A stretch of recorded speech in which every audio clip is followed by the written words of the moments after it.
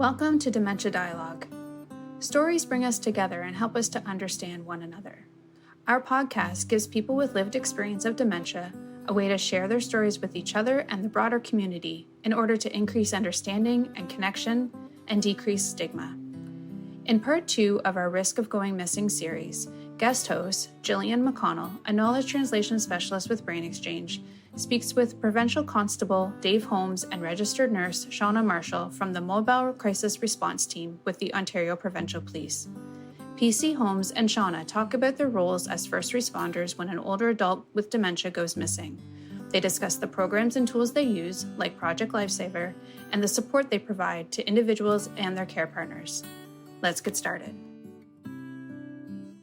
Provincial Constable Holmes, can you tell me about your role as a community mobilization officer and the Mobile Crisis Response Team, which, just for reference, moving forward, we'll refer to as MCRTs? My role here as the community mobilization officer with Grenville County OPP is to connect with our community partners and, as the name suggests, mobilize to develop strategies to better serve our community, to establish overall and improve overall community well-being. Wonderful. And Shawna, can you tell me about your role with the MCRT and how it differs from PC Holmes? So I'm the health partner that has formed a partnership between Brockville General Hospital and Grenville County OPP. I'm a registered nurse with Brockville General Hospital. My career history is with mental health, and my role is to just meet with people in crisis and to try and get them the best, most appropriate services, hopefully in a timely manner.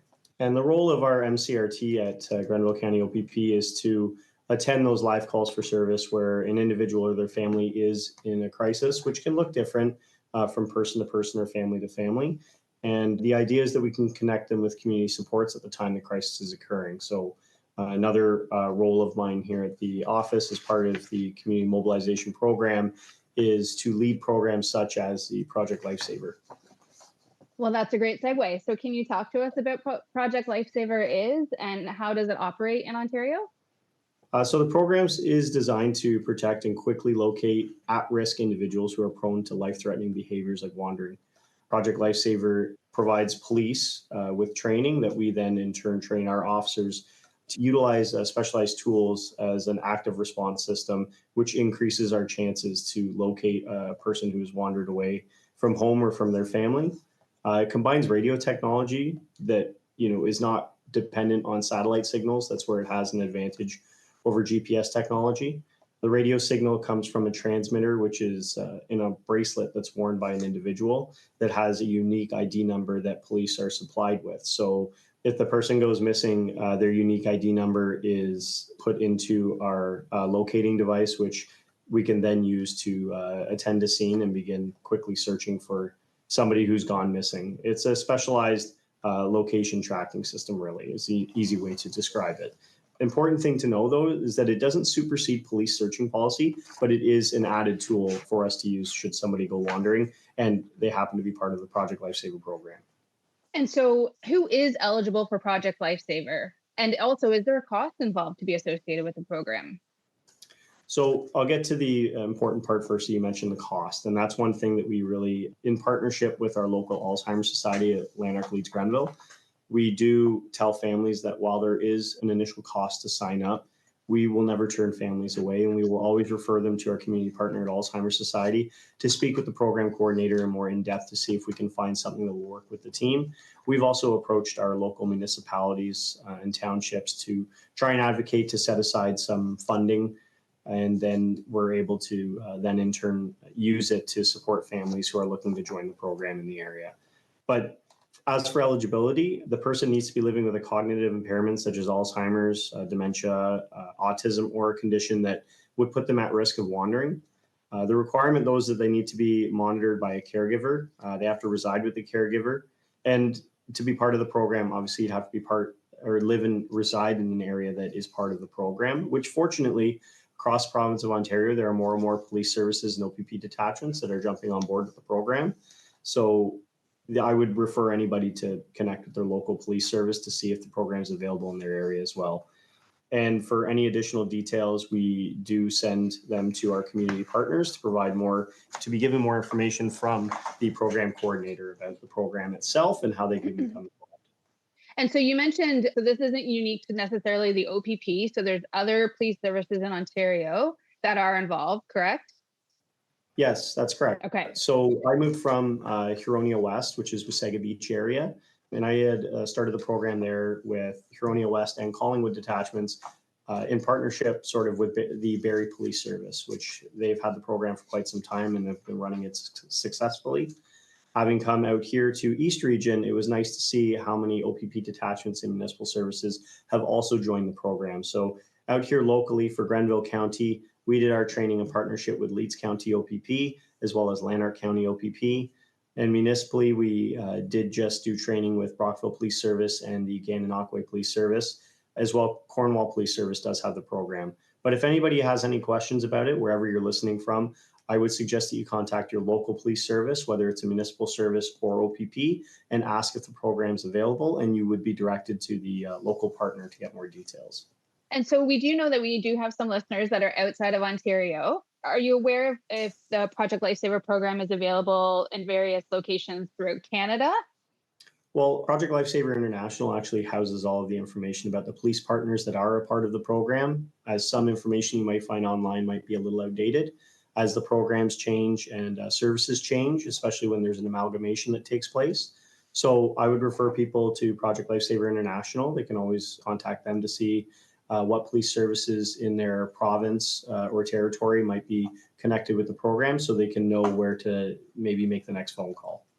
Can you talk to me about the kind of training that, Shawna, you do as a nurse or that officers receive rather to use Project Lifesaver effectively? So I'm a trainer for the program for our area. So myself and my partnered officers who are also trainers run a basic operator course, which can be 1 to 2 days in length, depending on what we're looking to include on that day and how much we're looking to get through. It is an exhaustive full day of training that includes field exercises through some pretty rough terrain. We do those exercises both in vehicle and on foot, and we really try to make it true to life with those real life search scenarios. So we do have officers that go on foot through kilometers of treed or bushed area, sometimes through mud and water, because that is a real life situation we may have to deal with, just to get them more comfortable with the actual search tool, how it works, and being comfortable with what is going to be required of them should they be called out for a search. And, you know, when we do those exercises, we do need somebody to go hide in the forested area. And that's where we've been able to utilize Shawna and our other nurse partner, Kim, as well as other crisis partners that have helped our officers train for the program. And when we were out helping the training and actually hiding, we made a very conscious effort to hide. We didn't just, go sit on the edge of the woods or anything like that. We made a very, very conscious effort to try and make it difficult for them to find us. But they found us. Can you describe like the typical search process once a notification like that's received by your office? Yeah, so typically a family member or the caregiver would contact our Provincial Communications Center using 911 or the non-emergency line. But I would say if somebody goes missing, you need to call 911 because time is of the essence. Our Provincial Communications Center will get in touch with the OPP detachment that's responsible for the area where the person has gone missing. They'll notify us of all the information. Hopefully the caregiver has identified that they're a Project Lifesaver member. If not, just our general searches from our communications center, we'll find a flag that we add to the person to notify our communication center that they are a Project Lifesaver client, and it will have the client ID number on there. Also, our detachments will have a local record. Usually it's in the case that we're using as a search tool, and it'll have the ID number as well for that individual. So the communication center manages the call itself. The supervisor who's on duty will organize who will be responding to the scene. The designated Project Lifesaver trained members will pick up the equipment at the detachments usually, if they don't already have it with them, and notify our surrounding detachment areas of the search request, because we are always working together, especially with our municipal partners, to try and bring somebody home. And we'll use as many resources as possible to make sure that happens as quickly as possible. So if there is a member for, let's say, example, we're in Prescott and somebody in Brockville goes missing, we may be also called to assist Brockville police with the search and vice versa. And we'll attend the scene, immediately initiate the search equipment from the place last seen and start our search procedure. Like I said, it doesn't supersede any police search policy. It is an added tool that we have at the scene. So we do have our officers that are designated to do the Project Lifesaver search once they attend. And at that time, we also are activating our specialty units, such as K9, our emergency response team members, perhaps aviation, if we feel that that's necessary at that time. And we'll try and get them there as quickly as possible because, as mentioned before, time is of the essence. Are there any common areas or locations that you tend to find missing persons? For instance, are you more likely to find them perhaps like at their former workplace or a favorite spot in the park, or is it really unique to the individual? Well, we try to get as much information as possible when the call comes in. And if we do have a history from that person that they've wandered before, we may use that information of the places they've gone to, such as you mentioned, maybe a former workplace or a favorite spot or a certain path that they prefer to walk on. We may start searching there prior to our specialty units attending, but we're always dispatching the Project Lifesaver equipment as quickly as possible. We also fortunately have our amazing MCERT nurses. So I may take Shawna to the scene to help support the family, who obviously is in a crisis at this point, with the officer who's obtaining more information for the search. But we treat every search as unique in the end. Just because somebody has a history of taking the same path doesn't mean that we only search that path. We'll always look at every search as a unique search in itself. And Shawna, I imagine if hopefully the person is found, your role would continue once that person is located. Can you talk a little bit about that, what that might look like? I guess it would all depend, additionally, what services and supports they already have in place. And certainly closing the loops of communication and making sure that the supports that are connected are aware that there was an incident and the individual might be struggling, as well as the family or a caregiver who's, at home and has experienced this with them. So it's kind of letting everybody in the support group, community-wise, know what's gone on. If needed, having that conversation with the family members, if there is anything additional that they think might help, that I can look into additional community resources for them as well. For themselves as well, not just the individual in crisis or the individual who's a part of the Project Lifesaver membership, but for the family and caregivers too, because we need to look after them as well.